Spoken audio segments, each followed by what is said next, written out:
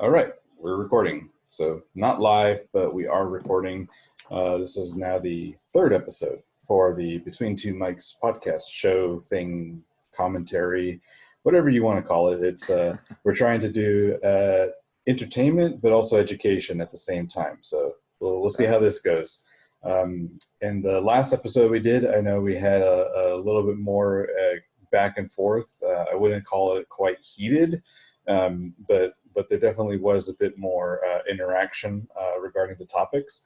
And so this episode, we're going to be a little more, I don't know, off the cuff, a little more loose, because there's a range of topics, and it's not something that's easily you can prepare for in advance, doing all your research and all that stuff. Just because, well, for one, this stuff is constantly changing, and like you said, the Democrats just posted some what's like 100 pages, like just today. So there just isn't enough time to prep for some of this stuff. So we'll just go. I skimmed it, and it was 92 pages. I did the best I could. I felt like a congressman trying to get some type of bill passed. Trying to read 1,000 pages before trying to crash course this thing. But I did actually get some positive feedback on our last episode. Okay. Basically with the back and forth. I actually didn't like the last episode because I had my audio problems or whatnot. Yeah. Which really effed with me the whole time. But I did get some positive feedback that the back and forth that me and you did was a better contrast to initially the first one. But then, like I told that person, the first one was just the feeler out one, the one we're supposed to get out the pleasantries and be as cordial as possible. And on the second episode, it kind of seemed like the gloves came off a little bit, which a little bit, like I said, if I was, it was good for you that I was having those audio issues.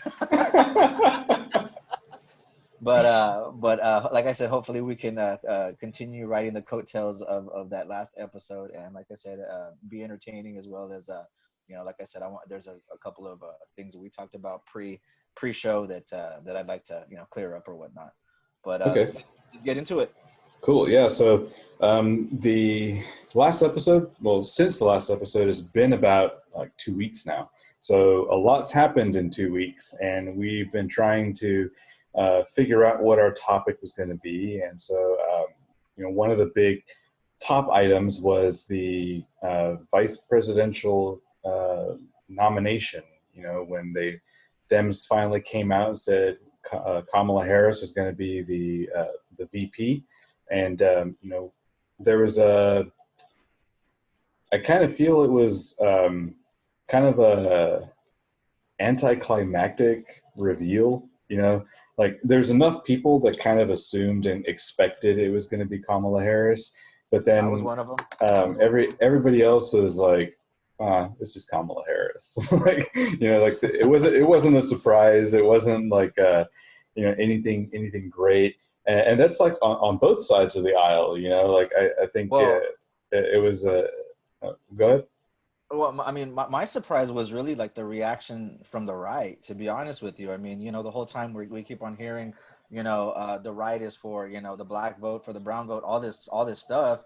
And then boom, 5 minutes after you get the announcement that she's the VP, then you get the birtherism, then you get the slut shaming. I mean, you get all these things that literally come out of the woodwork, and it's like, whoa, where'd that come from? Like, I hadn't even heard, anybody question Kamala's, right to be the nominee or whatnot. I mean, it was literally like, oh my God, here we go again.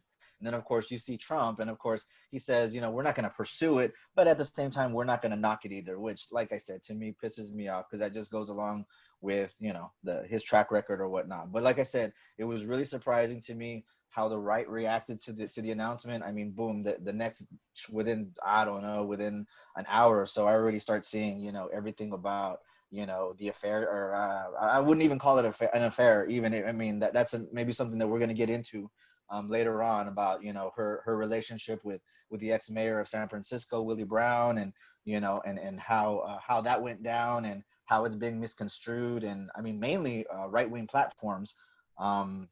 But yeah, like I said, I mean, there's a lot to delve into as far as Kamala's background, and how to pronounce Kamala's name. That's another thing. That's a major controversy. But yeah, like I said, I was really just surprised at the right's reaction. You know, I mean, here you have a historical first. You have a woman of color being named as VP. As we know, what was her name? Ferraro, or whatever her name was I believe the first Mhm. woman to be vice president. And even the whole thing about, is Kamala, is she black? Is she Indian? You know, is she Asian? And at the end of the day, I'm like, who cares? Right. She's a woman of color. Like, I mean, you see the right, posting, stuff, from 4 years ago. Oh, the first black person to do this, and then you see another one. Oh, the first Indian woman, and it's like, can she control that narrative? You know what I mean? Is she in control of how the article is written about her and how she's portrayed, Right. whether she's African, Asian? You know what I mean? At the end of the day, she's a multicultural woman. She became, first VP to do that. And then, like I said, it just really surprised me how the right just came and attacked right away. They didn't even give it 24 hours to basically soak in that historical moment. It was just like, rawr. So, Yeah. I mean, I don't really know too much about her, and I did try to do some research, but I just didn't have the time to really delve into it. okay. I felt maybe discussing policy position would be a little bit more productive, because regardless of her past, this the one of the key components of arguments for both presidential candidates is flip flopping on agendas. So I don't really think it would be fair or productive to look at Kamala's history and say this is what she's done, because who knows, maybe she can change and do something different, because that's what she's saying that her platform is. Or maybe her platform is the exact same and nothing has changed. I think it's more beneficial to look at the comparison of where the candidates stand on policy, and not so much history of policy. Although I will say it is important that Joe Biden has about 50 years track record in public office, and he's pushing certain agendas that he's always been supportive of, and there's some that he's flip flopped on. But for the most part, that's going to be a major argument from Republicans saying, like, you've had over 50 years to make these changes. Like, why now suddenly? You were the vice president, and now suddenly, as the president, you think you can change these Well, things. right. Well, historically, I mean, the vice president has really been, I mean, a non-role. I mean, even Willie Brown was telling Kamala not to take the vice presidency. She should wait for the attorney general, because politically, Right. that office kind of holds a little bit more weight, and you can actually, get, your own policies through a little bit faster than you can with the other. So, right, okay, I understand Biden's been in for 47 years, if I'm not mistaken, but on the other side, you have Lindsey Graham, you have Chuck Grassley, you have Mitch McConnell, who have been combined there the same amount of time as everybody compares us to Chuck Schumer, Nancy Right. Pelosi, Right. and the other one. So all these people have been in politics for a combined 100 years. They're all dinosaurs. What I like about Biden, what I've seen is he's been able to say, it took him a while to come around, but like regarding the '94 crime bill. It kind of took him a while to come around and be like, well, maybe that did disproportionately affect African Americans. But like I was telling my brother the other day, unless your name is Donald J. Trump, I believe you have the ability to learn from your mistakes. You know what I mean? People keep, they keep on saying, oh, well, he did this, back in 1974 when he came in and he talked about, I don't want my kids being in the jungle, this, that, and the other. And, I had a conversation with a friend that we always talk about as far as the older generations. Like, we always give the older generations a pass. You know what I mean? Like, we always allow them to be just a little bit more racist than, Yeah. generations after. You know what I mean? And at the end of the day, like, I mean, my dad, I mean, I come from, where my mom is, I mean, whiter than the whitest white woman, Caucasian woman. And my dad is darker than, I mean, he's blacker than some black people. You know what I mean? And in the middle came me. So I can see both sides. Like I said, my dad came from a place where, he experienced racism. So, I always say that, I give those people a pass or whatnot. But I mean, I mean, even the whole thing that Biden said, you know, the whole white kids are just as smart as poor people, or whatever the phrase was. To me, that didn't. I mean, here's my meter. My meter didn't budge at all. I mean, I didn't. I see where he was coming from. I see, you know, and for the right, like I said, to pick that up and to run with that after all the crap that Donald Trump, like that's like benign. That's like so benign compared to what, like I said, has come from the top. So, like I said, I mean, to me, it's just a stretch as far as everything that they're trying to pin on Biden or whatnot. Like I said, I understand he's been in there for the long time, but he's done some good things. I mean, he's done. I mean, the '94 crime bill, like I said, disproportionately affected African Americans. You know, you had the three strikes, all that stuff, and you know, it sucked. But I mean, it sounds like he learned from it, and I mean, by him picking, you know, a former Attorney General of California, former, you know, San Francisco prosecutor. I'm pretty sure they got the criminal, you know, justice thing down. And yes, you know, I keep on hearing too, well, she's incarcerated more black, you know, Kamala's incarcerated more black people than anybody. And I'm like, well, that's her job. She's a prosecutor. That probably, I mean, they're in the eighth largest economy with what the biggest state. I don't know if it's New York or California, that's one or two in population. But if you are going to be the attorney general for the first or second largest state in the union, you're probably going to have more arrests than any other district attorney. So come on, let's just put common sense to that. Yeah, but in terms of criminal justice, it doesn't help your track record when you're on record saying that you are basically not going to revisit a case because you've already won it as a prosecutor and you don't want your numbers to change. I mean, that basically is saying that in terms of justice in the criminal justice system, Right. it's kind of gamed. Like it's whatever the attorney general says, or you know, or the prosecutor rather, Right. and that's not a good thing when it comes to holding a very high political office, because you know, that's essentially what the Democrats are crying about with Donald Trump, saying he's a authoritarian, he's a dictator, all that stuff. Like And yep. that's what that is.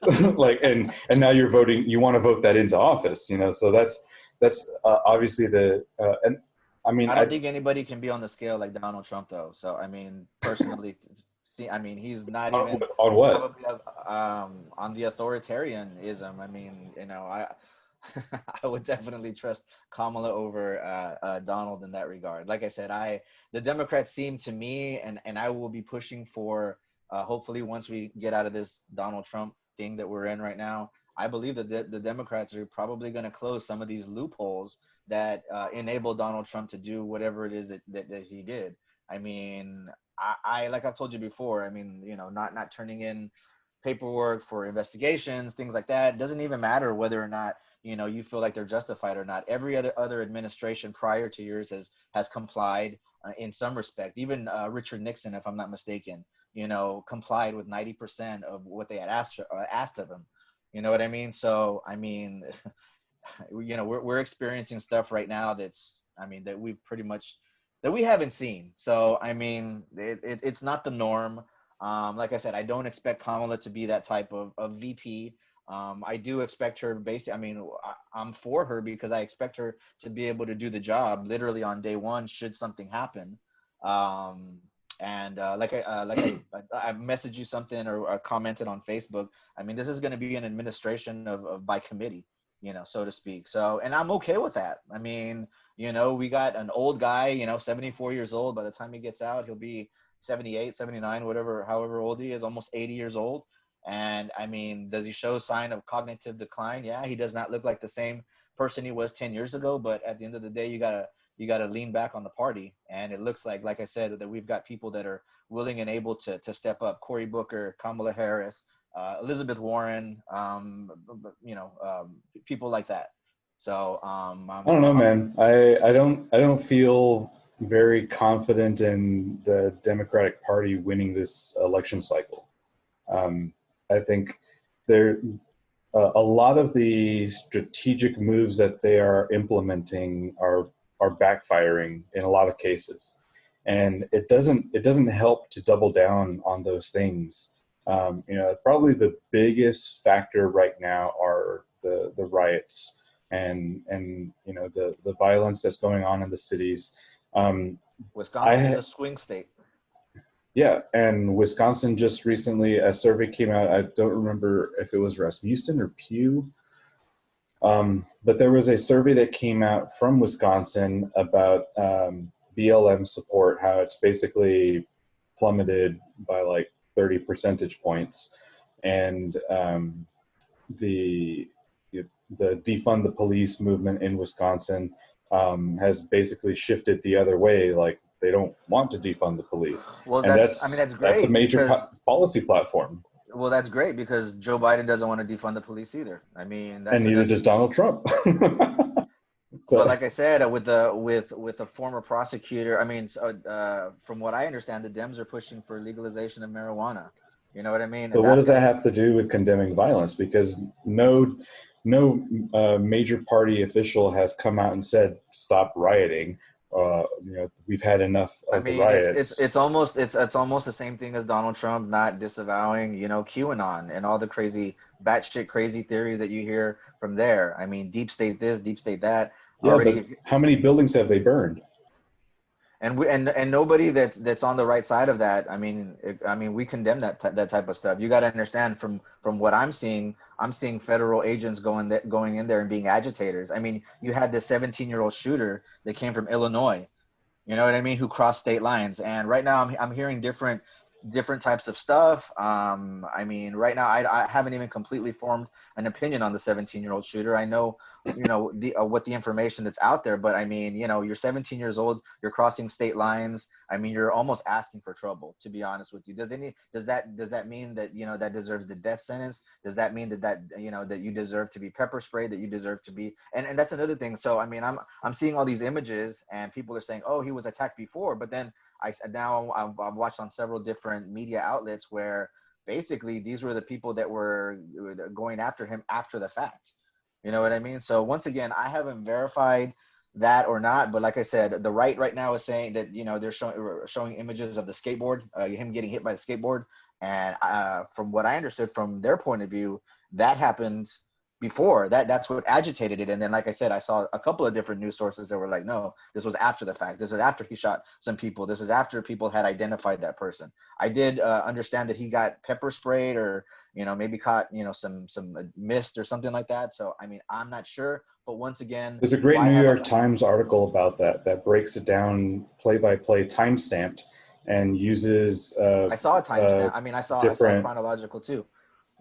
different video footage from people that were on the ground there, and they basically matched up and synced the timeline of all the events and stuff. But, I mean, Right. that's a complicated issue. Like for one, yes, the guy is probably going to get charged with something.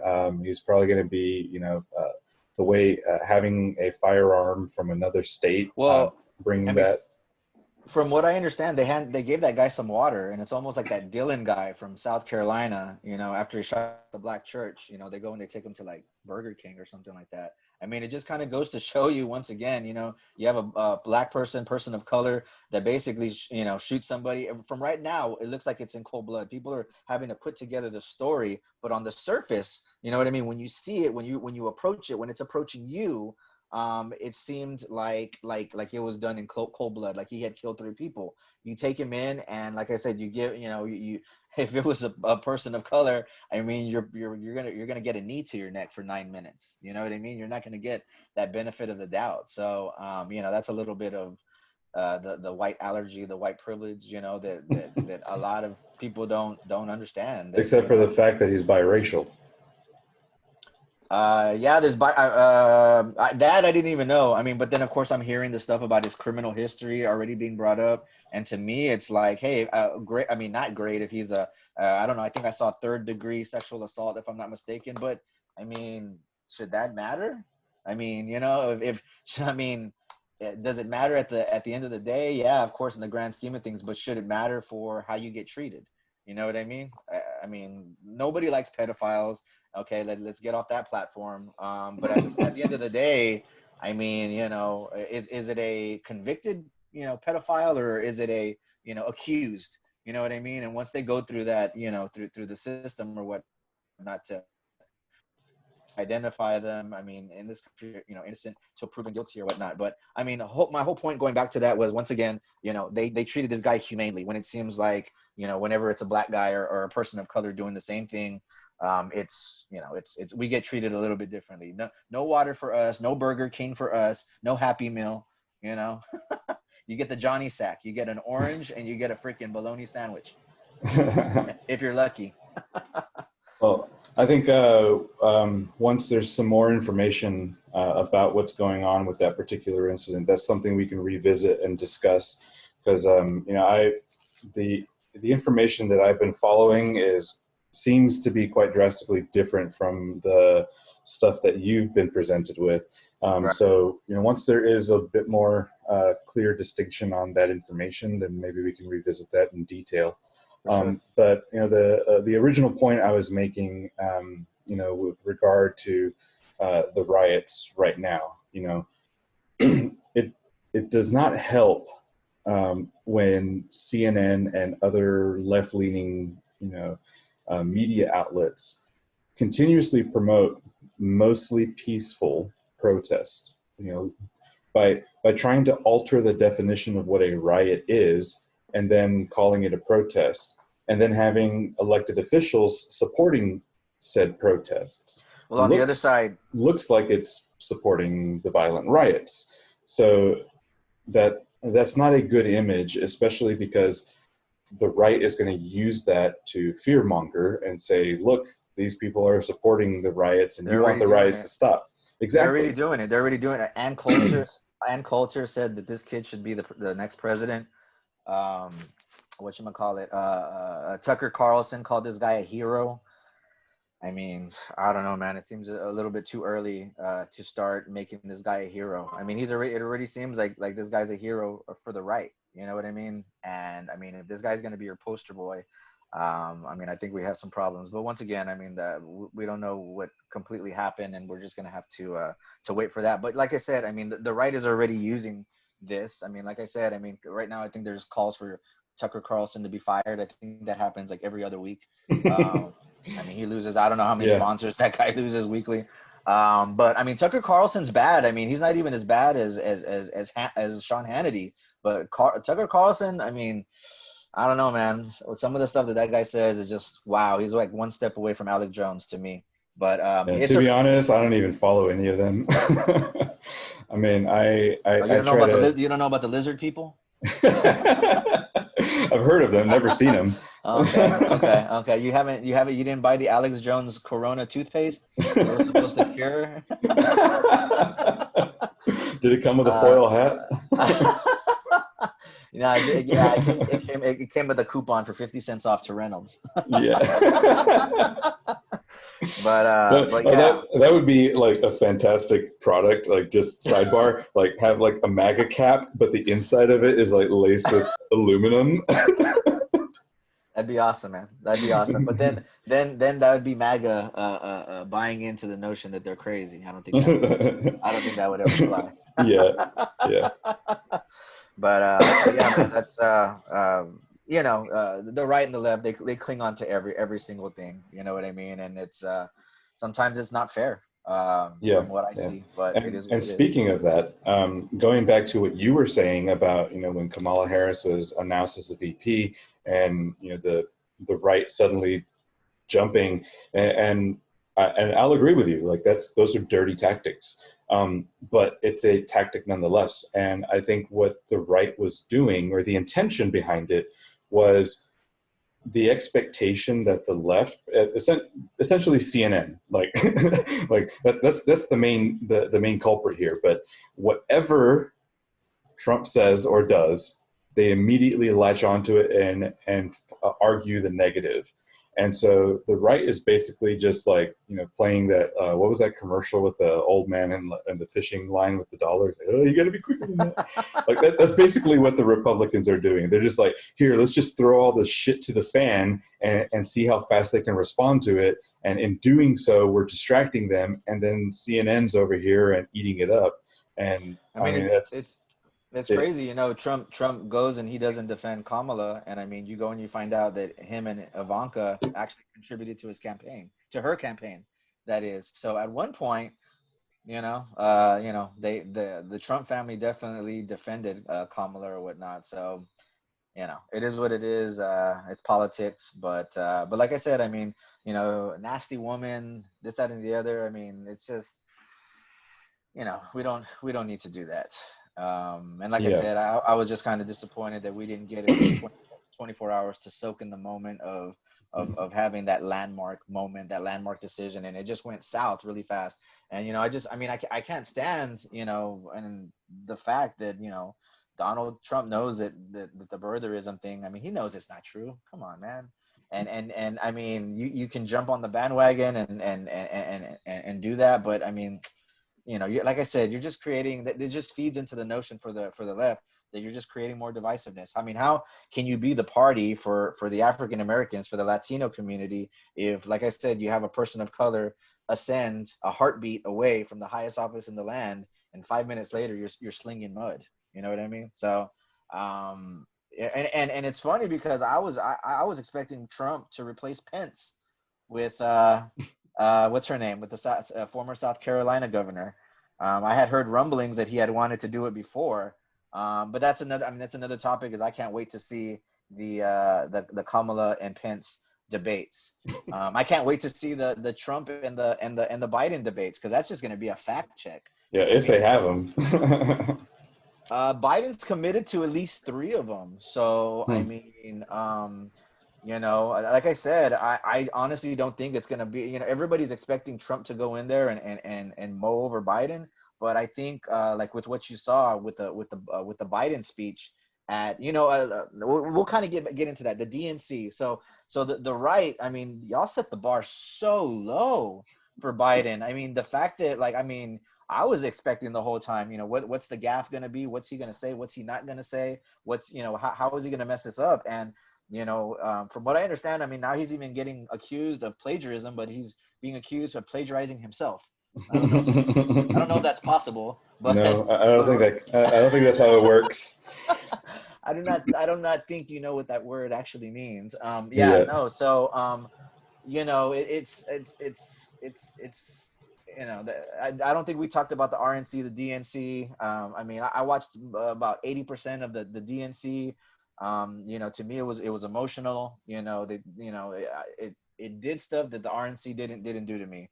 I saw people, posting stuff about, the person that, walked for the first time, and I just saw nothing but gimmicks on the RNC, the naturalization of, I of the didn't. I didn't see either of them. Oh my God! Like, how many more parlor tricks is this guy gonna do? Like, I was just waiting for the policy agendas to be announced. It's like, hey man, I mean, Hannity asked Trump about 6 weeks ago what his agenda was, and I mean, he's still yet to come up with it. About 4 weeks ago, Chris Wallace interviewed him, and he said, in 2 weeks we're gonna have a comprehensive healthcare plan. I mean, that was 4 weeks ago. Like I said, people keep asking. I see the meme on Facebook. Tell me why you're voting for Biden without mentioning Trump. And I mean, okay, no cash bail, prison reform, national mask mandate. I feel like, as soon as I feel like the stock market's going to go up the first day Biden comes into office, because people are going to be like, oh, finally, like, the number one economy in the world is finally going to take this thing seriously. Hopefully, if 85-90% of the people wear these freaking masks, we should get over this thing and shoot, maybe 2 to 3 months. Maybe we'll be up and running by, mid 2021 is my guess. So I mean, for anybody that thinks that, I mean, I don't care. I'm not a person that wants to tank the economy because I don't want Donald Trump in office. I mean, at the end of the day, I still got to pay my bills. I still got to right. survive in this economy, and I've actually been doing pretty well for myself. But yeah, I mean, but nobody wants that stuff. So for anybody thinking the Dems or the liberals want the economy to tank because we want them out, I mean, like I said, we got families to feed too. So that's definitely not it. And I think we can win without that platform. So fingers Okay. crossed. What happens? So let's look at the some of the agenda items. So I have a Axios article here. Let me see. It was published the 24th, so it's not that old. And, the first topic that it brings up on Trump's agenda is healthcare and coronavirus. So I went to the joebiden.com under the policy issues, and I selected the healthcare button so we can take a look and compare essentially what the two are saying on the same topic. Because I haven't been able to find any like comparison side by side analysis thing of what each So, person stands for. There for is one, but it's a little outdated. So from what I saw for the Democratic plan, I mean, Biden is basically going to expand Medicaid and Medicare. He's going to add a single payer option to Obamacare. And I don't know if you've known, but Trump, while they've been trying to sabotage Obamacare, they've weakened it. You know what I mean? I remember used to getting, maybe 20, 30 calls a week. And when Trump took over, it went down to like maybe 10 calls a week. And without those calls, I mean, that's my reminder to sign up for for the Affordable Care Act or whatnot, whenever I was using it or whatnot. So, whatchamacallit, like I said, they're adding the single payer expansion of Medicaid, Medicare. They're planning on supplementing government-backed 100% COBRA. So if you slip through the cracks and the only thing you have is COBRA, well, according to the Biden plan, that's going to be subsidized 100%.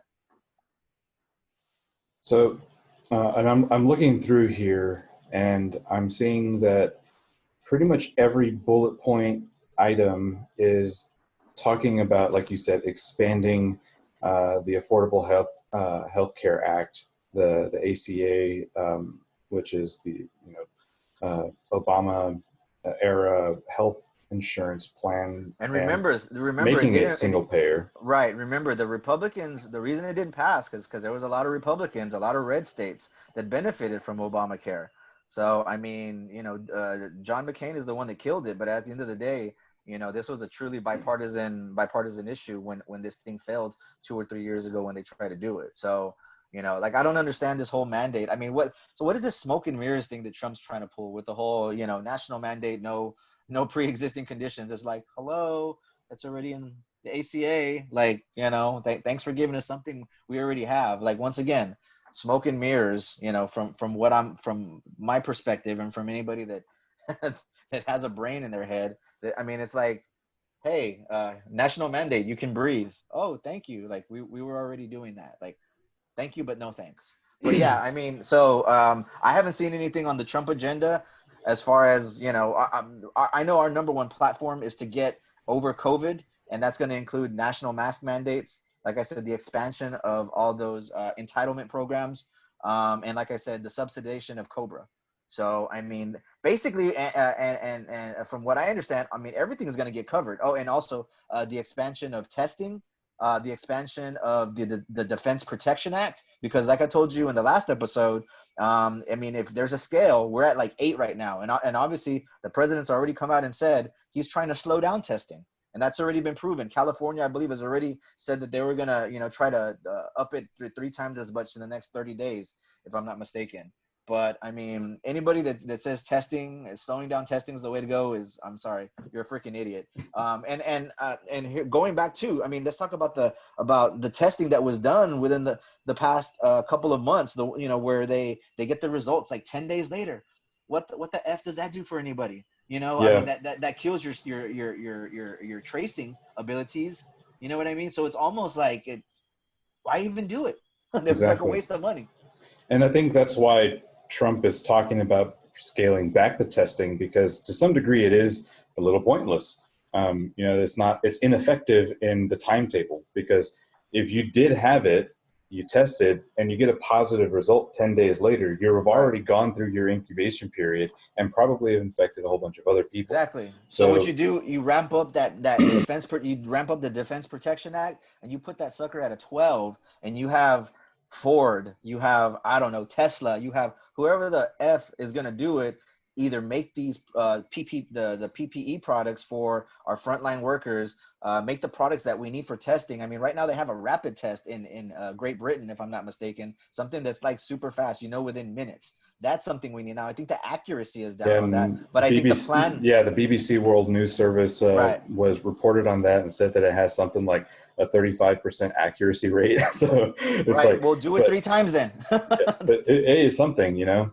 But Exactly. Exactly. yeah, as far as looking at the Biden policy agenda or the proposal, um, the so the goal is to make healthcare affordable, and both the Republicans and the Democrats want that. However, the approach to doing that is what differs, because according to the Biden website, the agenda plan is to basically make everybody pay for insurance so that you can distribute that cost to the people who can't afford it, and essentially tax everybody so that those premiums are covered by somebody. So Right. And I I mean, don't. if he's following the Bernie plan for the Medicare for all, which I don't know if he is, I know Bernie was going to cap you at $200 out of pocket. So I know he's adding the single payer option. Obviously, that go there, that eliminates the middleman. But then he also talks about reducing the cost. I mean, and I know all the politicians talk about this, but reducing the price of prescriptions. You know, That's actually not in his policy plan. His plan essentially is make sure everybody gets a tax credit to be able to afford their insurance, and uh, to pay that for that tax credit, they're forcing everybody to pay for insurance. So and that's, again, going back to one of our earlier conversations. That is my biggest issue with that approach, because um, giving people access to healthcare does not necessarily make it affordable. They are not mutually exclusive.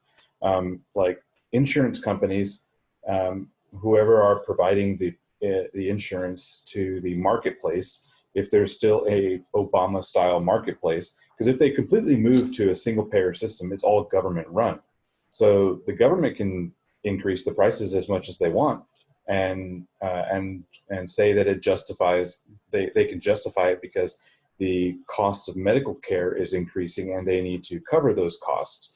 And that's where my concern is, because there isn't a great effort to control the cost, the outrageous increase of cost for treatments, for drugs, for equipment, and for the services. Because at this point, there's no laws that say you can't just increase your prices.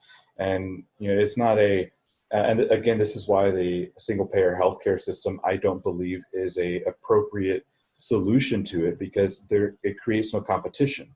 So if you are going to go to the doctor to get a procedure and they tell you it's going to cost $1,000, and then you get a second opinion and they say, oh yeah, I can do it for 500, you're probably going to go to the guy for 500. If the first doctor wants to get more business, he's going to have to compete with his price and well, I mean, we're find kind a of way already somehow. we're kind of already doing that. I mean, Rand Paul went and had an elective surgery over in Canada. You know what I mean? You go down, there's people in the South go down to Mexico to go get their teeth fixed and to do little minor procedures. People from the North go up to Canada to go do that types of stuff. So, I mean, I can Right, and understand. it's a trickle down process, because those prices here in the U.S. go up because the resources that the doctors and dentists and whoever Well, I mean, need maybe. go up. Right. Well, maybe the fact that you get more people into the pool, maybe that reduces the prices. I mean, like I said, you increase the amount of people that are insured, then that increases the amount that the need for, then let's take diabetes for example. Let's say, you can insure twice as many diabetics now. Well, that's going to be twice as much insulin that you're going to need. You know what I mean? Now, instead of, ordering a million, instead of ordering 20 million vials of insulin, now you need 40, you need 50, you need 60 million. And just like with anything wholesale, the price comes down. You know what I mean? We need somebody that's going to be a negotiator, that's going to sit there and, like I said, negotiate. We need like a health czar. You know what I mean? We need somebody to go in there, and negotiate these prices. Now, supposedly, Donald Trump signed this new thing into effect, which, I mean, it's not going to take but a couple of years to actually implement. Hopefully not during his presidency, but it's going to take a couple of years for him to implement. We'll just see how that goes. I mean, we got to take the privatization out of, I mean, medicine, I think. And I know, like I said, that opens the door to having less quality. But at the end of the day, I still think that America is America, and we're still for the next administration. I believe we're going to prop America up and basically return to basically being the top dog, because right now we're not the top dog. Let me just tell you, and I don't know where we are in the standing in the world. I don't know if we're 2, 3, 4, but right now Russia and China right now are trying to definitely strangle that away from the United States, and it seems like we're letting them. We're going back to the 1930s and 40s USA of neutralization, of isolationism, and it's not working for me. I need to be top dog again, is all I can say. So, but yeah, getting back, like I said, I mean, I guess the hope is just like with the whole idea what Obamacare was. I mean, Obamacare was supposed to drive down prices because we were supposed to insure 3 times as many people, and because there was going to be more people in the pool, that was supposed to drive costs down. Well, except it really doesn't. It drives down the out-of-pocket expense for the end user, not the actual cost. So if your health insurance that's all I care about is the end user. That's all I care about. Well, here's the problem. If let's say your insurance premium is $500 a month, and let's say everybody's insurance premium is $500 a month, like you can afford that, right? Great. Right. So you pay that's your regular monthly expense. But Joe and his family, they can't pay that. So you and I get taxed, and we pay extra into that pool so that they only have to pay maybe $10 out of that 500. Well, the way that Obamacare works now is everything is advanced, everything's subsidized in the beginning, and then you get either right. But we're paying for that subsidy. So we are paying for that, so that Joe individual, he's paying $20 a month out of that 500. The subsidy pays the difference. I mean, if the insurance premiums continue to rise, we continue to pay more into it. And those people, Joe, maybe they pay $20, $30, maybe $40 now, but the rest of their insurance premium continues to increase. That cost continues to rise. And now it's the same thing with prescription medications. Like maybe I can continue to afford to pay my $500 a month Adderall prescription, but Joe can't. And for him, he needs the subsidy, the tax credit, and now it's $10 a month for him, which is great. If he needs it, then he has access to it. But the company that produces the medication, they can go around and say, oh, this year it's gonna be $650 a month for that kind of prescription. So now my price goes up, and then my cost to pay for that subsidy on this other person also goes up because they can still no longer afford it.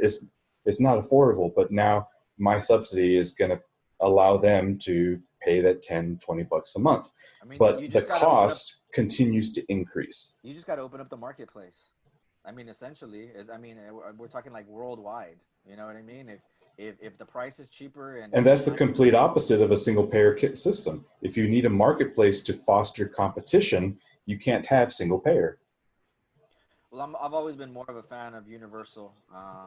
I like that they added the single payer in there because that gets us a little bit more closer to a universal option. But at the end of the day, I'm more in favor. Like I said, I don't agree too much with Bernie and his plans, but I do agree with his $200 capped out of pocket universal coverage or whatnot. But that still doesn't fix the problem of rising costs.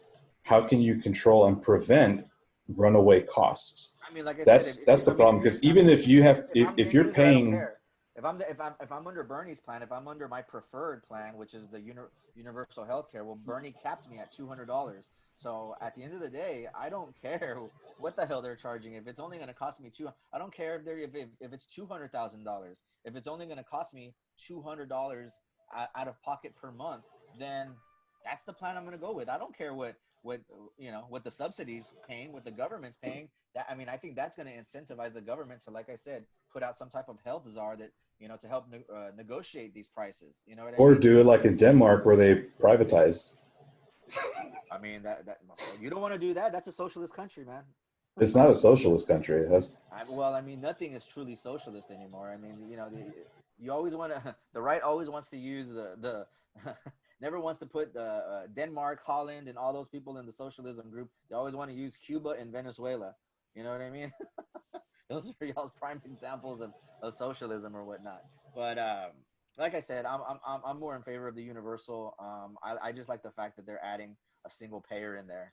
And I mean, like I said, I've kind of gone through the Democratic plan. So let's go through housing too. I saw something on the Democratic plan where they want to do up to $15,000 for first-time home buyers, kind of like Obama. So in 2010, when I purchased my house, I actually got $8,000 about 8 weeks later, that helped out. And supposedly they want to advance this. So pretty much from what I'm understanding, like right at the closing table, you get like up to 15 grand, for housing and whatnot. So that's kind of exciting.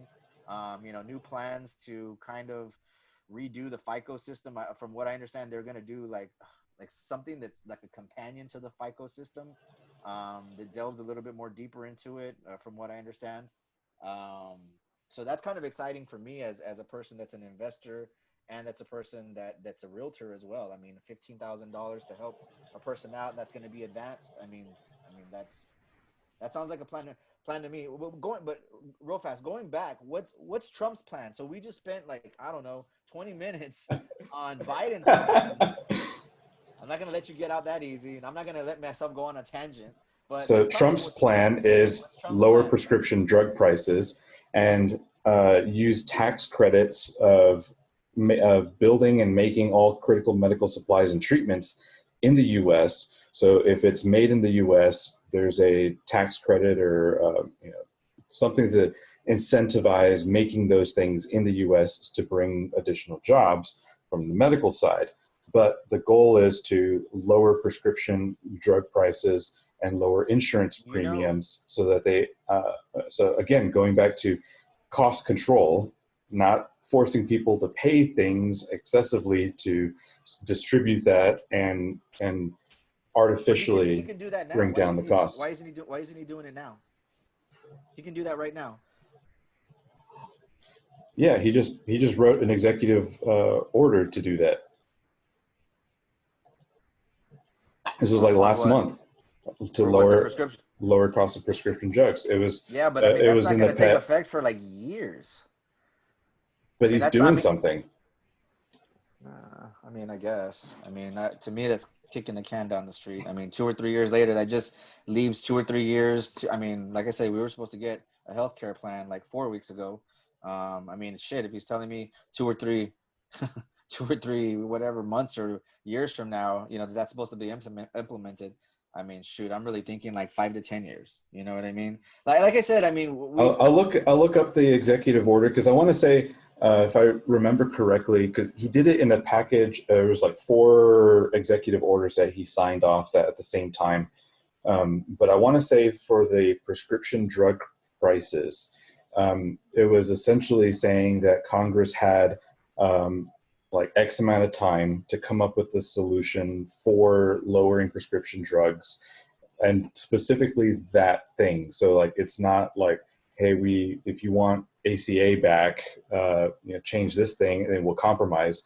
It was like specifically solve this problem, or this and this goes into effect, or something like that, something to that effect. I don't remember what it was specifically, but I know that he did write an executive order for lowering prescription drug prices. You have more confidence under Trump that we're going to get over the coronavirus sooner than Joe Biden? I think it's going to be whatever the media says it's going to be. Because let's face it, the fear mongering, Trump's doing everything wrong.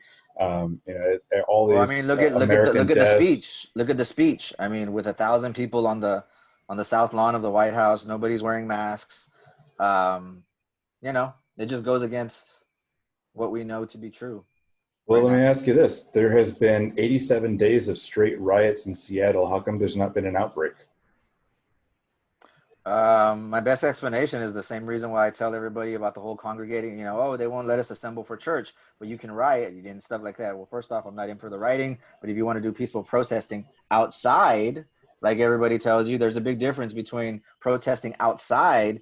And I mean, on camera, it doesn't look like you're social distancing, but I mean, I went to go order food Mother's Day, and I remember approaching Cracker Barrel, and I remember approaching it. I'm like, oh, no one's social distancing. Like, how do I get it? How do I get around this? But then as I approached closer, you could see that most people were staying about 6 feet apart. So, I'm just going with the science, man, on this whole thing. I I just, mean, like I said, there's a it lot just of physical it's crazy, interaction in but riots it's crazy. and repeatedly. Yeah, I mean, but it's crazy for you to say in one instance it's patriotic for you to wear a mask, and then you start pushing the mask, but then you start holding these events. You start holding these events where everybody like, and it's so stupid. It's really so stupid. I mean, if you're on the left, you wear masks, and if you're on the right, then you show allegiance by not by what by committing suicide, by being stupid, like, and not wearing masks. I mean, like, let's be honest. Like, by at this point, at this juncture, as we speak right now, people are buying into the science. Like I would say 90% of the people know at this point that wearing masks is going to significantly reduce your risk of spreading it. And like we talked about before, you possibly inhaling a large dosage of it, and the difference between you being possibly asymptomatic and getting full blown, intubated. You know what I mean? So it just makes no sense to me. It's a common sense practice. I mean, that's the Exactly. it's Yes. it's like if you stand closer to the fire, it's going to get warmer. You I know. mean, well, the whole argument with whether masks helped you or not, I always told people sneeze on your hand with a freaking. I mean, why do people use tissues?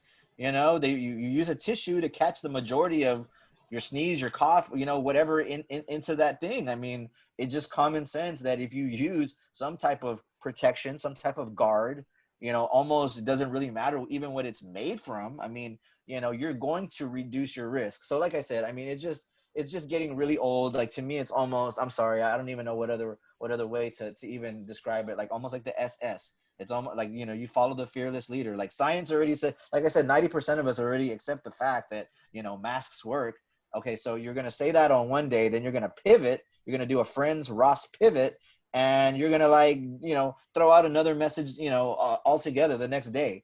Like I said, on the one day where he wore that mask to Walter Reed, the next day he tweets out "demon semen woman." You know what I mean? And that, like, just kills the whole argument for everything. So, like I said, I mean, to me, it's just crazy. To me, it's like, why are you trying to kill your own people? Why are you trying to, like, kill your base? Like, those are the people that are supporting you. Well, I So, mean, the reality is, again, whoever is the president, the story is going to be whatever the media tells us. Because um, let's say Biden wins, and day one he says there's a 15-day, 30-day mandate for wearing a mask. You can't go anywhere. We got to rein in this virus. right. How many Trump supporters will do that? I think more than what you think, because I think at the end of the day, like I said, that a lot of it is political. You know what I And mean? A so lot. how many protests would stop? How many riots would end because it's mandated that you have to stay home and wear a mask? I mean, as long as, like I said, the states implement. I mean, here's the deal: we're already, like, slightly in it. You know what I mean? We've already had a full down lockdown. We've already gone through pretty much the worst of it. Right now, we have bars that are 100% closed. Right now, we have restaurants that are only 50%, open right now. So we're already semi engaged in doing it already. So, So it's it really wouldn't matter what happens well, I with mean, either I think the president. science. I think the science has already shown that. I mean, a lot of the spread came from bars. I mean, from what it looks like to me, it looks like a lot of the spread happened either when people were eating indoors, or whether they were, at a bar. Or, you have a couple of drinks, maybe one with your mask on, and then you go order yourself a drink, and then your mask is off, and then that's it. Then you're socially engaging. So, like I said, I Yeah. think I think if it comes down from the top, though, that greatly reduces it. I think then people can kind of lean on the fact, well, hey, it's national and they're making us, because right now it's not national. And all I got to say is just go look at the other countries. Just go look at South Korea, population of 52 million people. They have about 305 deaths last time I checked. If we, in comparison to our 330 million population, for us to be on track with what South Korea is doing, we would have to be at about 1,200 deaths. We're at 180 right now. So 1,200 to compared to where we're at. So there's some countries that have been doing it right. I mean, and you're going to have your spikes here and there. New Zealand, they were without a corona case for, I don't know, a month or something like that. And and you caught one, you're going to get these little flare ups. But like I said, when you have something national, if you have it national from the top coming down, national mask mandate, you have it top coming down, full implementation of the Defense Act, which means Ford, Chevy, whoever the hell we need is producing PPE, producing instant test kits, doing all this stuff. Right now, like I said, president's already on record, slow the testing down. And he said that. I mean, and like you said, common sense tells you no.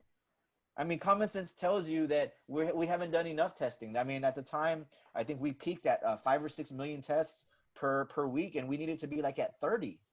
And so on one hand, he's like, well, we're testing too much. And I'm like, no, if we have the amount that we have now and we're like down 5 times, that probably means that the real number is like 3 to 5 times more than what, is actually on paper. You know what I mean? The whole narrative of we need to slow the testing down. I mean, that doesn't even make sense. It just doesn't.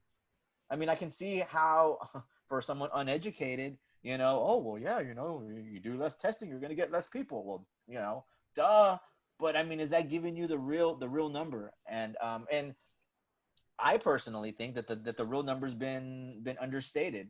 And a lot of people on the left don't want to admit that, because if you admit that, then you admit that the mortality rate is less than what it actually is, which, you know what, Right. it probably is. But you're still seeing, you got Chris Cuomo, CNN anchor, who right now, daily he talks about the mental fog that he's got right now. I've got that, I don't know, update on the person that I went to high school with. It's my age, 39, almost 40. He's going to have lifelong asthma. He had bronchitis before, but now he's like, he may even be, needing oxygen for the rest of his life. So yeah, the death count doesn't tell the whole story. You know what I mean? There's some people that got some serious either brain fog, some serious lung conditions, some serious heart conditions. So I mean, there's just no telling right now what the long-term implications of this disease are. And like I said, I think that the real number, if they're saying that the U.S. is at 5 million, I think the actual is in something like probably like we've had 25 million cases. I don't know if you saw the article that said that New York, like New York had hit going by the numbers, like 25% of New York had like antibodies. Like what? Like how's that even possible? Like did you hear that? Yeah. So I mean, they found traces of of coronavirus in fecal matter in Europe and Spain back in March of 19. So whatever had happened, whether it came from Wuhan, whether it came from a bat, whether or not it came from a lab, this thing happened probably like a year ago. You know what I mean? Or more than a year ago, and it slowly spread. So, I mean, my whole point is like I said, we need to increase testing. Anybody that says that we need to decrease testing is just an idiot. Like I said, if testing right now, if we're under 5-fold of what we should be, then common sense will just tell you then the real number is probably 3 to 5 times what we actually see on paper. And that's my point. And like I said, I don't care if it drives down the mortality rate, because it's probably going to put the mortality rate at less than 1% then. But at the same time, the thing about this virus is so wouldn't based on the science, we can extrapolate and assume that there is a higher case rate, which makes the mortality rate smaller. right. Should someone like Biden win the presidency and enacts the Defense Act, does a mandate for a virus that has a less than 1% mortality rate, would that not meet the definitions of abuse of powers? I'm not sure, because right now, corona, as of 2020, is the 3rd leading cause of death. So, I mean, Right, based on the numbers that we have, but assuming that there's well, more testing and the mortality rate drops, there's actually been more deaths this year by suicide from people who have lost work and have been in quarantine and all that other stuff. There's been more deaths from suicide than from the actual coronavirus. So, what's being done about that? Is there I mean, national mandate? if that's true, then there's something that needs to be done about that. But I mean, I will It tell was you. like from So what you're CDC. so what you're telling me is that 180,000 people have committed suicide in the United States in It was 2020. Is that what you're talking? 342 since from January through I think May 22nd was the article I saw. Dang, that's a lot of people killing each other. I mean, how many of these people were on the verge of killing themselves anyways? Like, what's like? Can we compare what the suicide was before? 1 year I don't prior. know how many people were Prior. on the verge of catching corona before they actually got it. Yeah, yeah, but like I said, I mean, I think we would need to see a side-by-side comparison of like it's almost like your electric bill. Your electric bill shows you a rolling 12 months of where you're at. Let's go back and let's see. Okay, I mean, how many people did it compared to this year, and the years prior. I mean, is there a significant peak? I mean, are we talking 50,000 more? Are we talking 100,000 more? Are we talking half more? So, like I said, I would need to see a little bit more data. I mean, I believe the number you gave, but like I said, what if you're saying, I think you said the number was 380? Is that what you said? No, it 380? was like 320 something. 320 something. Okay, let's say it's 320 something. But what if the normal number is 275? Well, what if that's the average of the past 10 years? I think it's either just under or just below 300,000 on average for the whole year. So there was almost the entire year's worth of suicides in the time frame between January through like May 28th or something like that when that Right. article came out.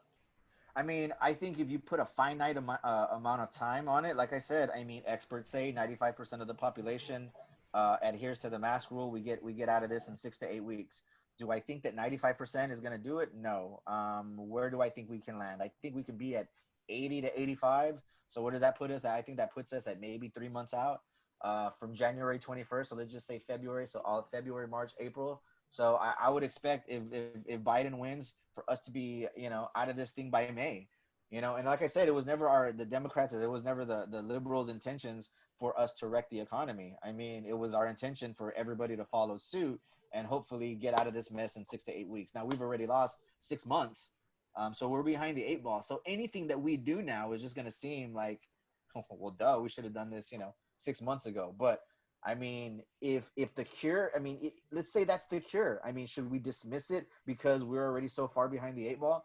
You know what I mean? Like if we could get like 80 to 85% of the people to follow this, and almost, there's no guarantees, but if the science says, hey, we could be out of this in 90 days with that type of participation, I mean, that's what I'm looking for. I mean, I hope people have already gotten over the whole civil liberty thing. I mean, I've looked at people in Europe. I've looked at people in all sorts of places, and people are following the mask thing. Asia's been doing it for 20 plus years. SARS, MERS, all that stuff. And I mean, I know most of that is communist country, but like in Japan, where they wear masks, that's the third largest economy in the whole entire world. And I mean, they religiously wear masks, and I don't see their civil liberties being taken from them. I don't see them having, crying about any type, their rights being taken away. So, like I said, whenever anybody, I just don't think that Biden's going to make it political, which is what I'm ready to do. I'm ready to not politicize this thing. I'm ready for him to win, for him to say, hunker down and just be like, you know what? This is what we're going to do. I'm the president. We're going to do it. I'm going to be in office another another 4 years. So I got a 4 year plan. I got 4 years to make sure that this thing goes right. You know what I Yeah, mean? because it So didn't work out the first 8. once again, he was vice president. He was vice president, and from what I saw him them battle H1N1. I know 60 million Americans came down with it, but from the That was one numbers of that them. okay, well but there was only like 20,000 deaths, and I hate to deny or to belittle deaths or whatnot, but 20,000 compared to 180,000. And like I said, that's because Trump was tweeting when we had 2 cases of Ebola here in the United States. Why is Obama golfing? This, that, and the other. We had 2 cases, 0 deaths, and obviously Trump golfs every single weekend, and the number just keeps increasing exponentially. So like I said, I mean, as long as you're a person that doesn't worry about, losing your civil liberties, which I'm not, like I said, I mean, every other freaking country in the world is doing it. We've already tried, the whole opening up early thing. We've already tried to basically do it our own way, and it has not worked. We've already tried to follow the game plan from the guy at the top. It had 180K deaths plus later. It has not worked. We're going to hit 200,000 deaths here within the next month. And when does it end? So, I mean, I'm just ready for a radical change, which means basically implementing a game plan, which is 180 degrees from what we're doing now, which, like I said, entails national mask mandate, social distancing, all that stuff. I mean, everything we need to do, actually following the plan, waiting till that curve flattens, and then actually opening up, and then opening up the schools. Like, look at the schools right now. You got all of them breaking out, and it's like, well, who saw this coming? Ding, ding, ding, ding. Me, right here. You should have just asked me. I mean, I could have told you. we had a topic about this We a did month tell ago, you. and I did tell you like that this was gonna happen. So, I mean, I'm not Nostradamus or anything. I mean, I follow the simple science. I'm not a tea leaf reader, but I mean, it's there for you. If you want to know the truth is there. We've had 7 months to look at the data, study it, see what works, see what doesn't. And if you're still back in March, if you're still back in February, not thinking that we need masks, I mean, maybe. Well, the most effective approach is for the federal government to set requirements or expectations for the states to enact their policies, because doing something from the federal government and say everybody has to wear a mask for 20 days, 30 days, 15 days, whatever, and nobody leaves the house for 2 weeks, that is an overreach of the federal powers, because not every state needs that. I mean, look at South Carolina. I said, if we follow the plan, look at, where like 4 of the states in the Midwest, like they've been open. If the curve is flattened, then it doesn't apply to you. If you live in freaking Podunk, Idaho, or no, Idaho's probably a bad example, but if you live in I don't know, let's say South Dakota or something like that, you know what I mean? And your curve is flattened, then it doesn't include you.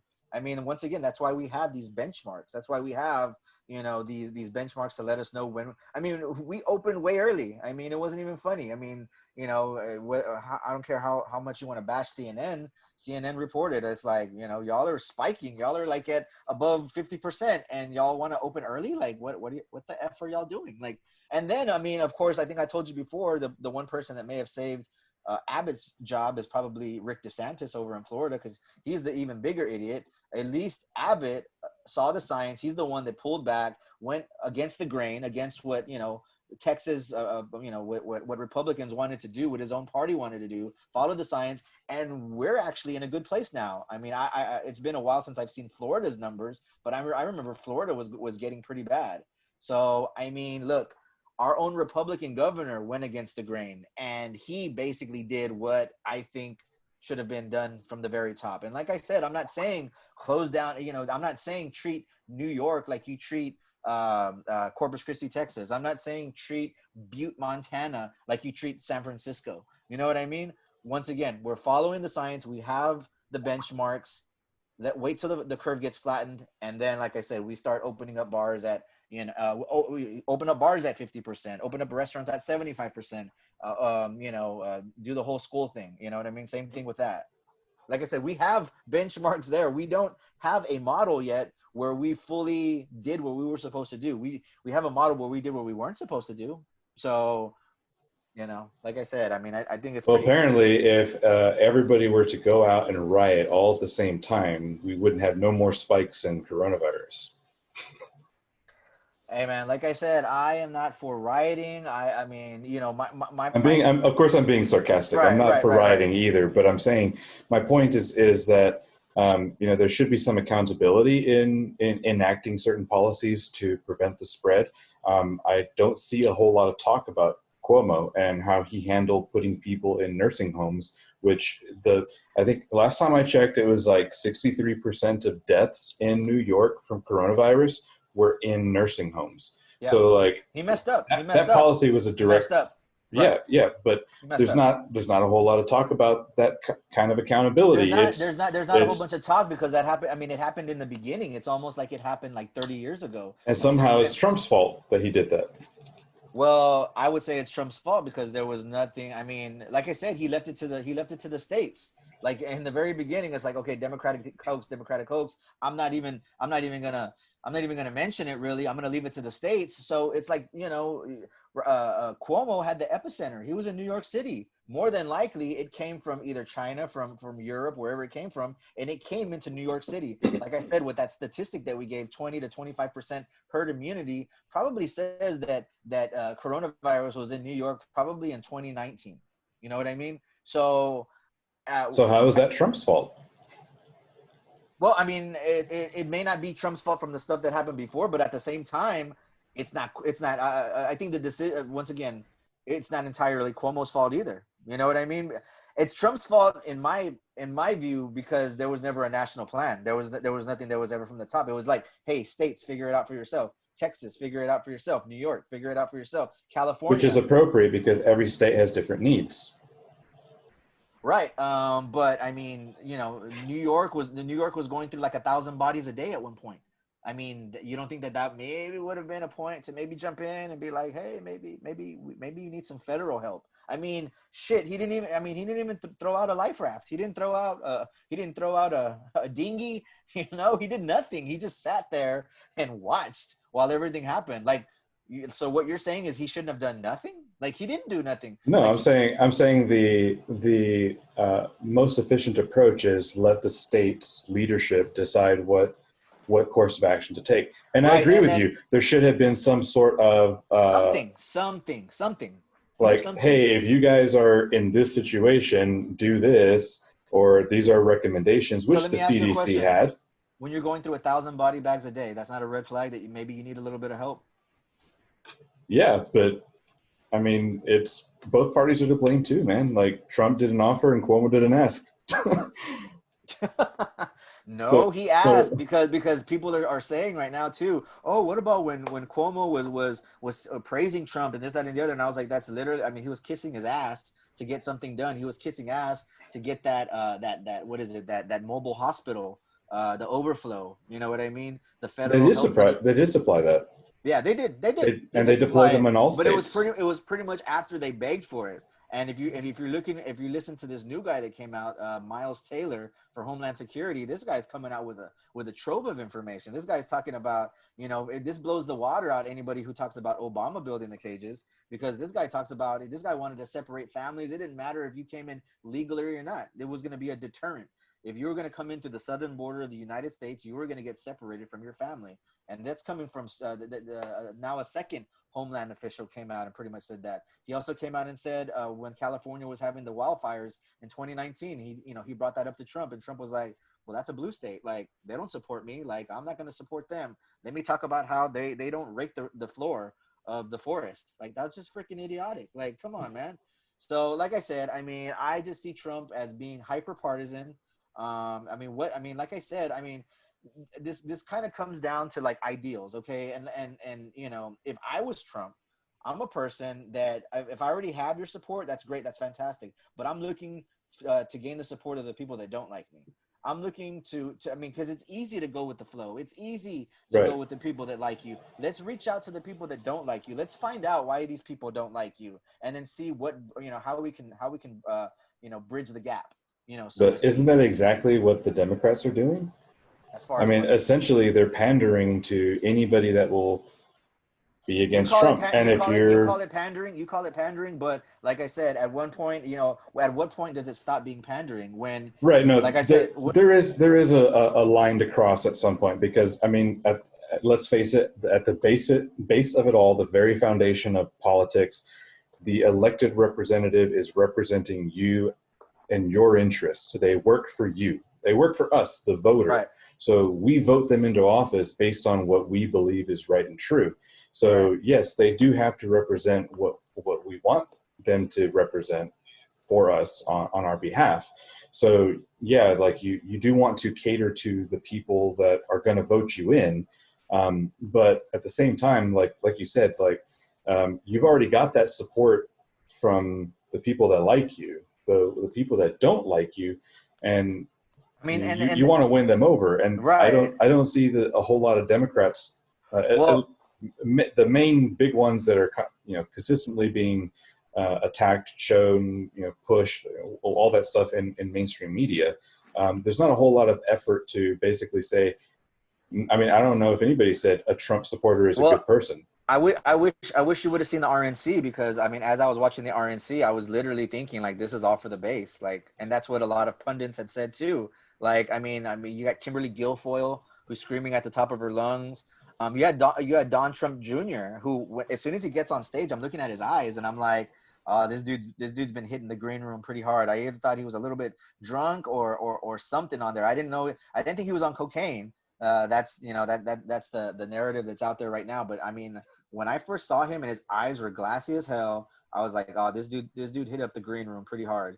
This dude had a couple of cocktails before he came out there, because he did not look right. But I mean, my whole point is like I said, I mean, it the RNC was a big nationalist thing. You know what I mean? I didn't see, the first couple, it almost kind of seemed like they literally mirrored the DNC. It's like, okay, the DNC put out on the first day like doom and gloom. So it's like, RNC, we're gonna do our doom and gloom too. The second day, a little less doom and gloom and a little bit more positivity. Then on the third day, that's kind of when they lightened up. I thought on the third day of the RNC was probably their best day. The third day, where you had the congressman who couldn't walk, and he stood up and all that other stuff. I mean, I thought was it Tim Kaine or Tim Scott?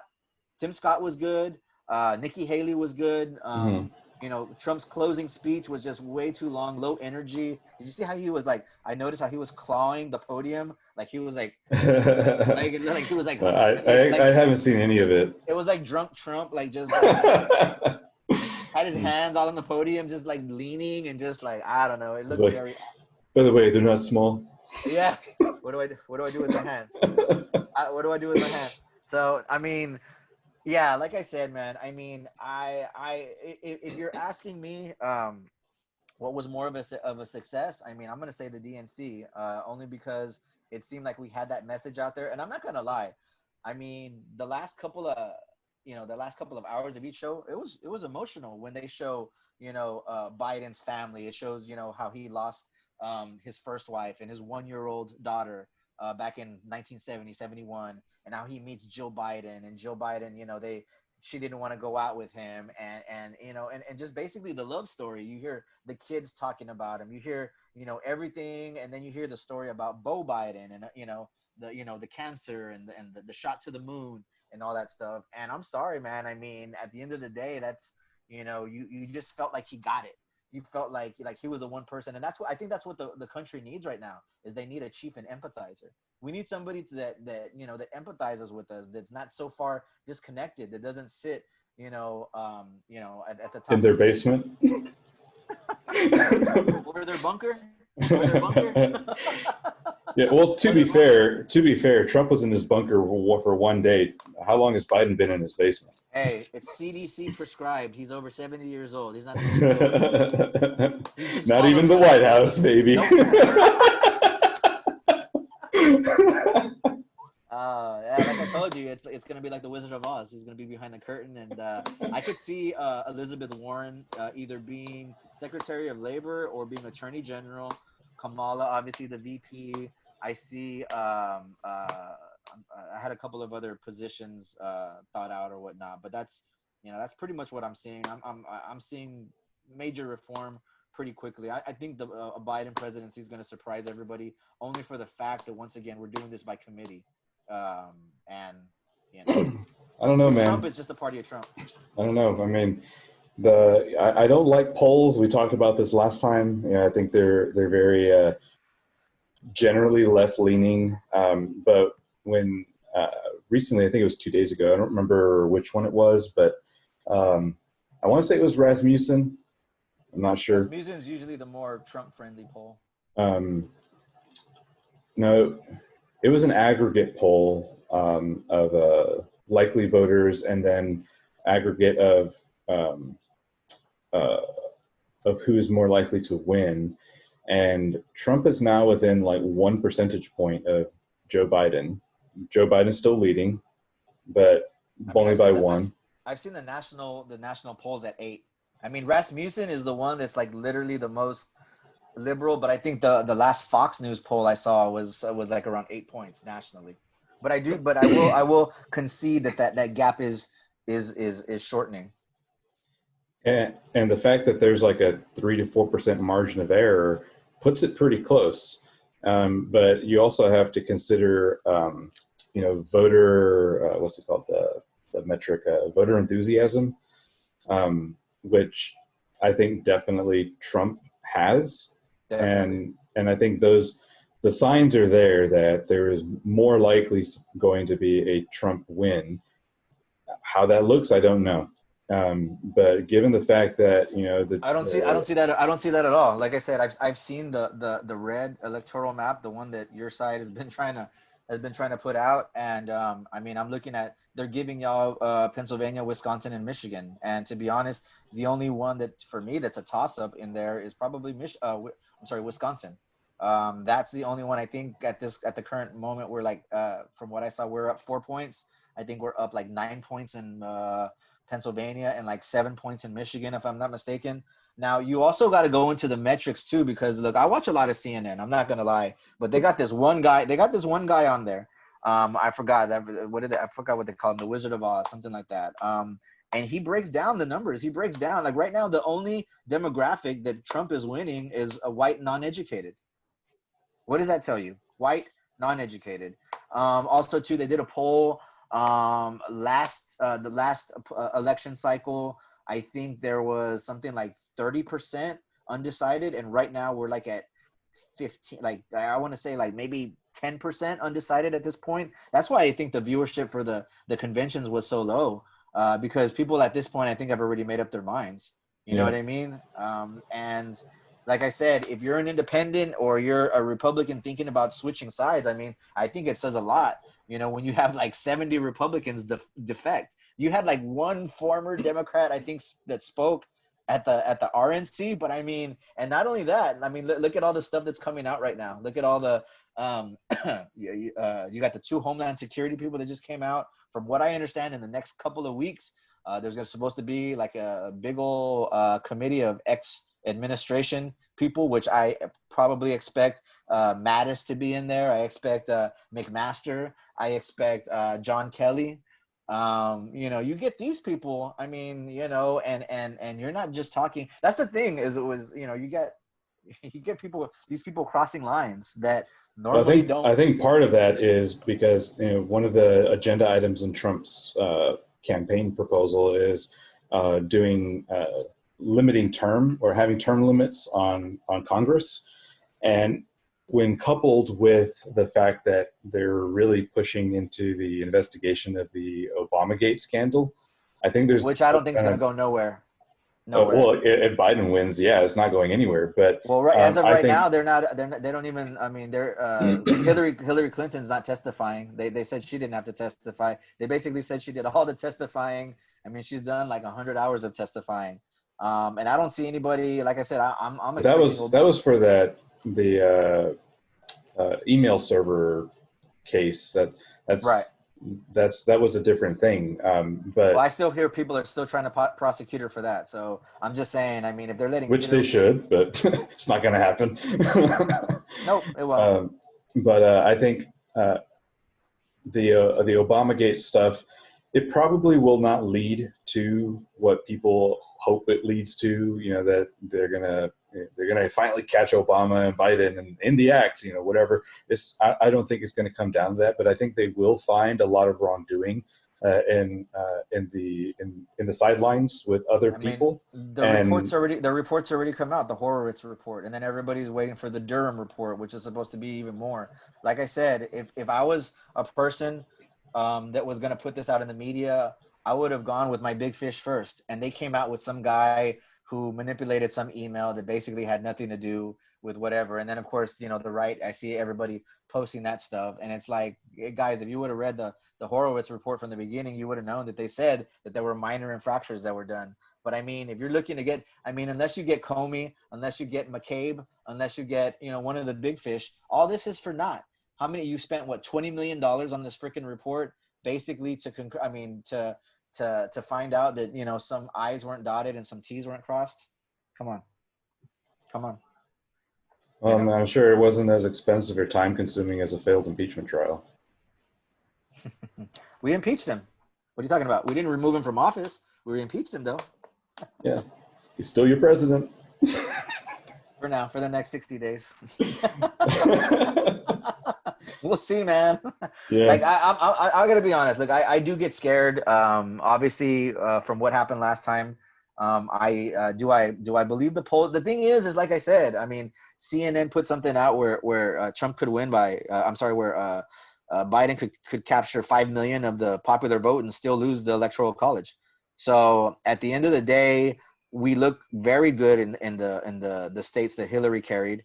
And at the end of the day, here's the deal. It's gonna, 5 states are gonna really matter. In the 3 main ones, Michigan, Pennsylvania, and Wisconsin. And I've actually seen some numbers that show we only really need 2 out of 3 of those. Now, Biden's up by 4 points in Florida. Okay? If Biden, like I said, if Biden captures Florida, like, it's all over but the crime. If we flip Texas, it's all over but the crime. Do I expect Biden to flip Texas? No. Right now, I'm thinking 60-40. Trump will probably take Texas. Right now, we statistically, we got the lead. Would it surprise me if we flip Florida? No, it would not surprise me if we flip Florida, and I'm actually expecting it. And if we flip Florida, shoot, I've seen scenarios where all we need is 1 out of the 3, 1 out of Michigan, Wisconsin, and Pennsylvania. So, I mean, there's a way that we could kill it if we capture all those 3 states, plus even just Florida and not Texas. Like, I think we go up, like, we're like at 397, like, for we almost hit 400 electoral votes. If Trump wins, he's going to eke it out. And like I said, I've never seen someone hedge their bets as much as he has. What would happen if he wins by a landslide? If he wins by a landslide, I mean, I'm a person that's always accepted the results of the election. So, I mean, yeah. I mean, I would accept it. There's not, what am I supposed to go? I mean, what am I supposed to do? You know what I mean? I would not expect for him to win by a landslide. I would definitely have to question it. But I mean, if at the end of the day, the results were put out just like in, Bush versus Gore, where we had to wait a little while, a couple of days before the freaking inauguration. I mean, it is what it is. I already expect that we're not going to have the final results on the next day. I already expect that. And I'm already expecting both sides are going to claim fraud, and there's going to be a whole major issue about that. If Trump wins, Democrats are going to call it. If the Democrats win, but I don't even Trump's think going to say it was fraud. I don't think we're hedging our bets, though. The only person I see hedging their bets is the president. He already said, if the only way I lose is if this election is rigged. Who says that? Like, I mean, that's already skirting all the norms of democracy. You're already planting the seed of doubt. Like I said, that's why I consider it treasonous. You know what I mean?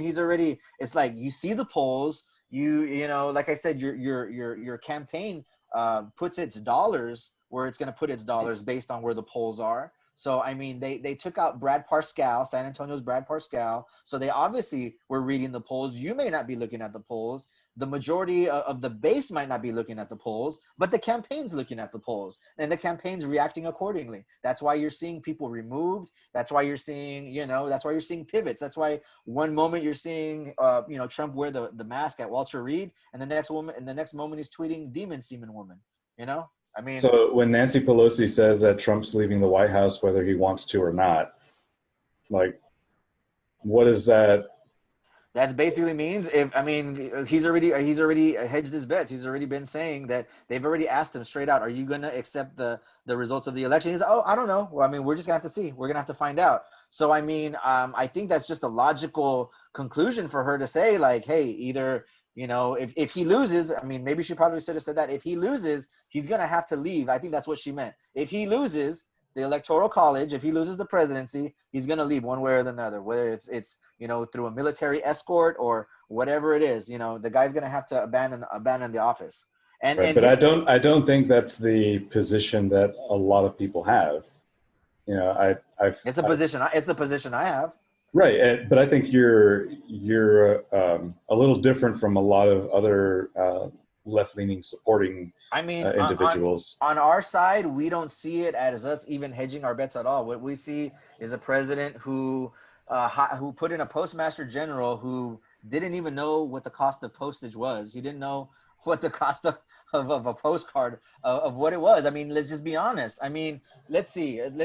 So 9 months before an election, let's just put some guy in charge of the post office who doesn't know what the fuck he's doing. Okay, like and then like I said, then you go out and you say, well, shoot, if I don't fund this $25 billion portion of this bill, well, then they can't do universal mail-in. And that's what I'm trying to stop. Like, you know what I mean? Like, so So like I why said, can't you just go vote in person like most people always I'm gonna do? look. All I can tell you is well, my I mean, argument has been Fauci my says argument it. my argument the whole time has been that I'm gonna go vote in person. But what I'm fighting for is for that person, that immune compromised person. What I'm fighting for, that person that has And they can get asthma. an absentee ballot that has nothing to do with universal mail-in voting. Well, then if that's the way to do it, then that's the way to do it. Like I said, I'm not arguing universal mail-in just to have an argument. If there's a better way to do it, and the best way to do it is because, like I said, you're immune compromised in some way. And like I told you before, there's only 9 states in the union, plus Washington D.C. that don't use some type of universal ballot. They're the only 9 states plus the D.C. that were just going to just mail it out, where you didn't have to request it. So Yeah. yes, I am all for requesting the ballot and having that sent. That definitely is a loophole that needs to be fixed. In my opinion, it's not a perfect thing, but at the same time, like I said, the president has put stuff in order so far from what I've seen. That voter suppression. I mean, there's no two ways to look at it. You're suppressing the vote, and you've already admitted as such. And like I said, I mean, all your actions say that. Then they asked DeJoy whether or not he was gonna put back the machines that he took out, and he's like, nope, no plans to. Well, basically, you caught me, and what's been done is done, and I'm not going back. Like I'll stop from this point forward, but I'm not gonna reverse my shit from before. Like, so that right there tells you a I lot too. mean, I could argue that he's just continuing Obama's policy because in 2007, the Postmaster General filed or they published their report on downsizing the post office, removing post office those Yeah, but did he the come out and say it? But did mailboxes. he come out? Did Obama come out and specifically say, like, I'm basically I'm either not passing, I'm not signing this bill because I don't want them to implement this particular part of it so that they can get to A, B, and C? I mean, he never said that. Like I said, Trump. Like, once again, I don't understand how this guy can be so blatant, so out in the open, and it's like, what makes you come to that conclusion? And I'm like, well, because it came from his mouth, because he said it, because I heard it with my own 2 ears. Like, I don't have to follow fake news media. I don't have to follow. I mean, it's so funny to me whenever people are they're like, where'd you get this source? It's probably, fake news media. And I'm like, Twitter, his Twitter account, he tweeted it, and they're like, fake news. And I'm like, oh my God.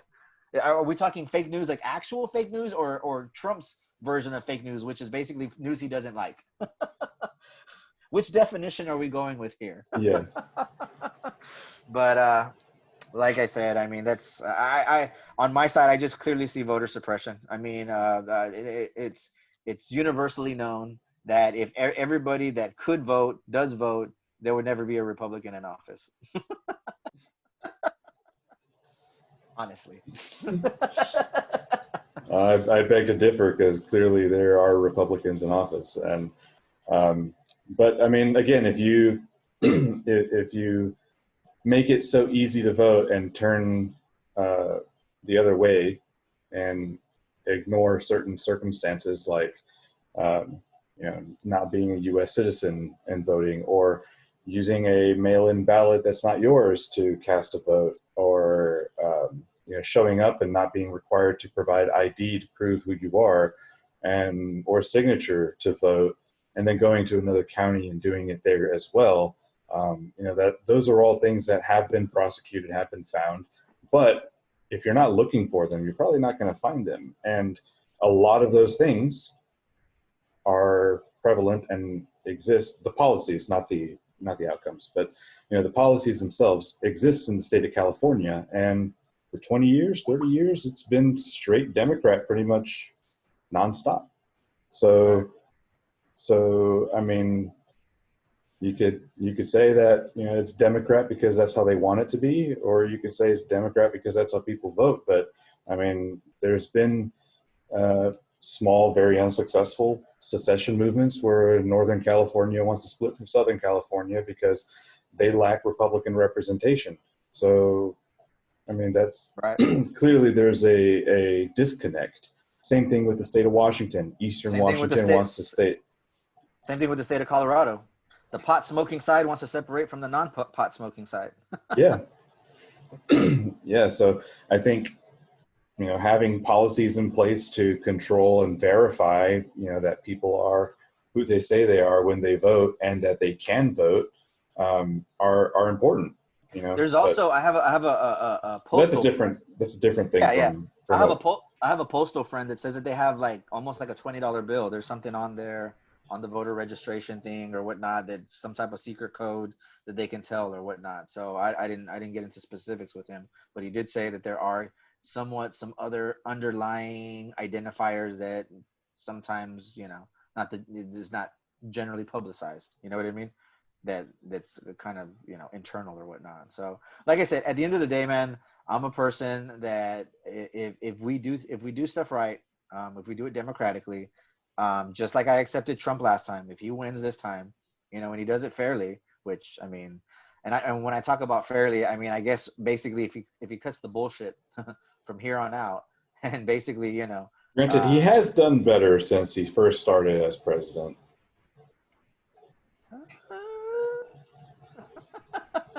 I guess that's a matter of opinion, but I think he's been more emboldened after he got not removed from office or whatever. So, and I'm also looking for like I said before, I'm looking for the Democrats to come in and close some of these loopholes, because I'm scared of the path that Trump has paved. I mean, like I said, I think I've mentioned it before. As it is right now, I mean, Biden becomes president. He doesn't have to. He has to turn in 0% documents, for any type of investigation, up to and including impeachment. Which, like I said, I'm an independent. I don't want that power for any candidate. I don't like the fact that it looks like the executive branch slowly but surely is gaining, a foothold and is gaining a little bit more power than the rest. You know what I mean? I only think that this whole experiment called the United States of America works when all branches are equal. And right now, from what I'm seeing from this, I mean, not even Bill Clinton tried, he took it like a man somewhat, I mean, he turned in the docks when he was being impeached, and, he got, he got walloped. He had to, he did a taped deposition or whatnot. I mean, not even Trump did that. Not even Trump had to, he got written answers. And from what I understand, then he got to change his answers based on the news cycle. I mean, it was ridiculous. All I can tell you right now is I know that they're over there at the Southern District of New York. They're licking their chops. They're already setting up the case. That's why Trump doesn't want to leave office, because he knows as soon as he leaves office, and Don Jr.'s already said it in private, that if they lose, I mean, they're going to jail. And legit jail. Like, we're talking about legit ties to Russia. We're talking about legit collusion. We're talking about legit all that stuff. We're talking about legit. Like, we're not talking about innuendo with Obama. Oh, like I said, at the end of the day, Obama was right to open any type of investigation from Trump the moment Trump said, Russia, please find Hillary Clinton's 30,000 emails. I don't care that just because he said it out front. Oh, that's just the way he talks. Oh, he's being sarcastic. Soliciting foreign interference. I'm sorry. I don't. When you're president, almost like when you're like chairman of the Fed, Alan Greenspan, Jerome Powell. Your words have the power to move markets. You know what I mean? So you need to watch what the F you're saying. You know what I mean? And if you haven't figured that out yet, then, like I said, then you truly haven't grown into the position. So, I mean, this is just something that everybody knows. When you're president, when you're sitting at the top of the mountain and you're sitting on the throne, I mean, well, from what he wants, his throne, while he's looking from the top, I mean, and like I said, I'm over here worried that the executive branch is just getting too much power. And this is, like I said, this would be something if he was a Democratic, nominee, I would be saying the same thing, because I don't want I don't want any of these powers to be weakened. I don't want any of these checks and balances to be weakened. That's where you start moving into the authoritarian.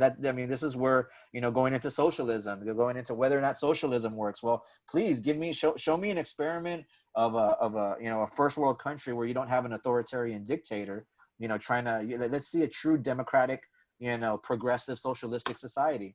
I mean, a lot of people don't want to admit it. The military, that's a socialistic program. I love your idea. And I've actually talked to people about your idea about doing the 2 or 3 year thing, where you go into some type of social, military or social service type of, what we've talked about before, either military or doing something else. Some civil program. Yeah. Well, the Mormons do a 2 year missionary mission. And the church will drop them in Mexico. They'll drop them basically in any part of the world. They'll fund it. And, you got to spread the word for 2 years or whatnot. And I guess somewhat you're made in the church, so to speak. So, but yeah, that's what I'm looking for. Well, we've already gone almost. It's going to be 2 hours for this episode. Oh, wow. I'm just looking at my clock, and I'm so switching screens to look at what the next agenda item is going to be, and realize we've only talked about one. Yeah, that happened. Hey, this is what happens when I can actually hear. Yeah. Like I told you, night and day, man, night and day from the last one. So hopefully we get that figured out. Yeah, I'm working on it. But I think this might be let me know if you need me to shell out some cash if if that's what we need to do. Yeah, no, I don't think we have to. I think it's more of settings and the services that they offer and stuff. But anywho, I think this is probably a good point, a good starting point or stopping point. Maybe we'll continue the next episode with the next agenda item, and it's going to take another 2 hours, but we'll see. Who knows? Who knows what happens between now and then? Exactly. As long as we're filling the airtime with, with entertainment, I guess that's all that really matters. Facts and entertainment. That's what we're all about here. Yeah, entertaining facts. That's funny. Cool, man. All right. Well, I guess till the next time. Yes, sir. Till next time. So if you guys watching got any questions, like what you see or don't like, just let us know. We're happy to hear from you. We want to talk about the things you want us to talk about. But until then, we got stuff to talk about. So till next time. Have a good weekend. You too. Bye.